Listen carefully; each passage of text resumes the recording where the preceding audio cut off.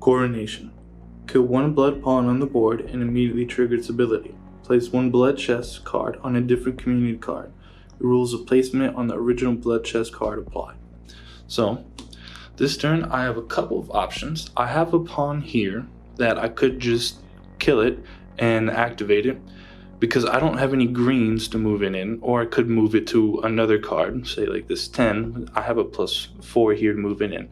So if I were to move it, it says that I have to follow the rules of placement. So it says place kill one pawn behind one card on the board. So this one I could place anywhere, it doesn't really matter. But if like I have a rook over here, this one says if I wanted to move it to another card, it says place behind any card on the opponent's side of the board. So I have to keep it over here.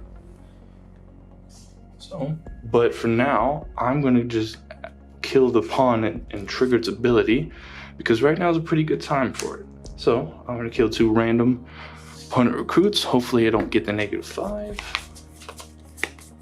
Let's see what we get here and here. We have, oh, that's pretty good. About as good as you could have gotten that row. All right. Then we get one of these. Random neutral area card to recruits. And I'll do this one. Well, I didn't get that, but hey, take it. I'll take it. So, that's Coronation. It gives you a lot of control once you have some more blood chest pieces down on the board. Gives you more to work with.